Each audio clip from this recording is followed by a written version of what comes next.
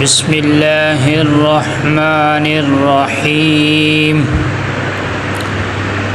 نماز کا سبق کل ہم نے درود شریف یاد کیا تھا۔ آج کے سبق میں جو رہ گیا ہے اس کو پڑھیں گے اور ساتھ اس کا ترجمہ کریں گے، تو سنیے اور اسی طریقے سے یاد کرنا ہے۔ اکثر بچے یہ کہہ رہے ہیں کہ ہم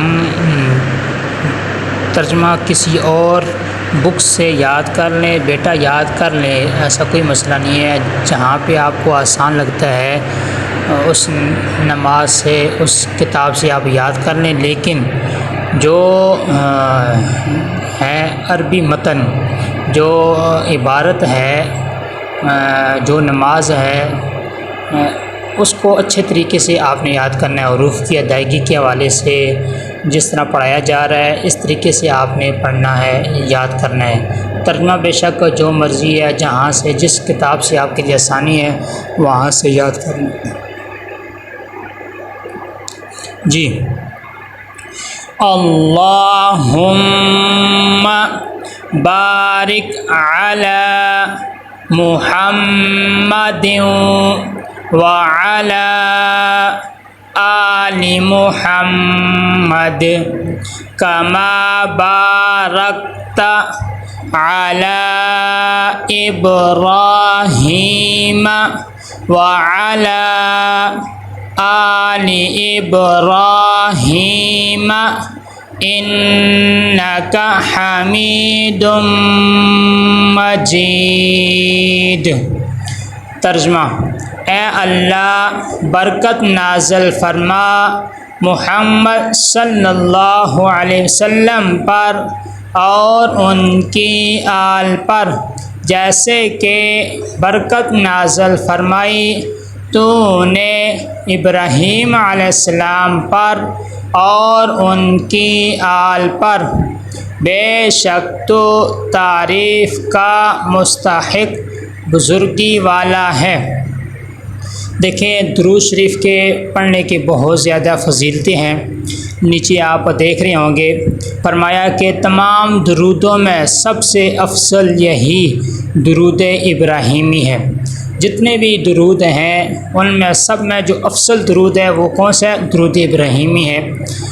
پھر فرمایا کہ ایک بار درود شریف پڑھنے سے 10 نیکیاں ملتی ہیں، 10 گناہ معاف ہوتے ہیں، 10 درجات بلند ہوتے ہیں۔ جب حضور صلی اللہ علیہ وسلم کا نام لیں یا کسی اور سے سنیں، آپ صلی اللہ علیہ وسلم، حضرت محمد صلی اللہ علیہ وسلم، آپ صلی اللہ علیہ وسلم کا نام مبارک جہاں پہ بھی آئے تو کیا فرمایا کہ نام خود لیں یا کسی اور سے سنیں تو ایک بار درود شریف پڑھنا واجب ہے۔ کہ کوئی آدمی بات کہہ رہا ہے، آپ سن رہے ہیں، تو اس کے زبان سے آپ صلی اللہ علیہ وسلم کا نام مبارک حضرت محمد صلی اللہ علیہ وسلم آیا تو آپ بھی اونچی آواز سے صلی اللہ علیہ وآلہ وسلم کہیں۔ اور اگر آپ کسی سے کوئی بات کہہ رہے ہیں تو آپ صلی اللہ علیہ وسلم کا نام آپ کے زبان مبارک پہ آیا تو ساتھ صلی اللہ علیہ وآلہ وسلم بھی کہنا چاہیے، یہ واجب ہے۔ پھر آگے فرمایا سب سے مختصر درود، سب سے مختصر درود شریف صلی اللہ علیہ وسلم ہے۔ تو یہ درود شریف کے بارے میں کچھ فضیلتیں تھیں، تو میں نے مناسب سمجھا کہ آپ بچوں کو یہ چیزیں بھی تھوڑی بہت یاد ہونی چاہیے۔ تو بیٹا درود شریف آج ہمارا مکمل ہو چکا، تو ہماری نماز مکمل ہونے کے قریب ہے، آگے دعا رہ گئی ہے اور تو ہماری نماز مکمل ہو جائے گی۔ تو بیٹا بار بار آپ سے کہا جا رہا ہے کہ نماز ایک ہے یاد کرنی، پھر اس کے بعد سیکھنی ہے۔ نماز پڑھنے کا طریقہ آپ بچوں نے سیکھنا ہے کہ ہم نے کھڑا کیسے ہونا ہے، رکوع کیسے کرنا ہے، سجدہ کیسے کرنا ہے، تشہد میں کیسے بیٹھنا ہے، 2 رکعتیں پڑھنی ہے تو کیسے پڑھنی ہے، 4 رکعتیں پڑھنی ہے تو کیسے پڑھنی ہے، انشاءاللہ روزانہ کے اعتبار سے نماز پڑھنے کا طریقہ آپ کو سکھایا جائے گا۔ آپ کی طرف باقاعدہ ویڈیو بھیجی جائے گی کہ 2 رکعتیں پڑھنی ہے کیسے پڑھنی ہے، 4 پڑھنی ہے کیسے پڑھنی ہے، رکوع کیسے کرنا ہے، سجدہ کیسے کرنا ہے، یہ ساری چیزیں آپ کی طرف انشاءاللہ بھیجی جائیں گی۔ تو درود شریف نماز کا ترجمے کے ساتھ اس لیے آپ کو بیٹا پڑھایا جا رہا ہے تاکہ ہمیں پتہ چلے کہ ہم نماز میں کیا پڑھ رہے ہیں، ہم اللہ تعالیٰ سے کیا کلام کر رہے ہیں۔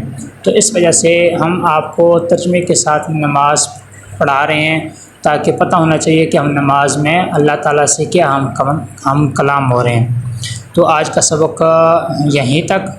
تو یہ جو چیزیں میں نے آپ کو بتائی ہیں ان چیزوں کو یاد کریں اور پھر اس کے مطابق جو نا آپ عمل بھی کریں۔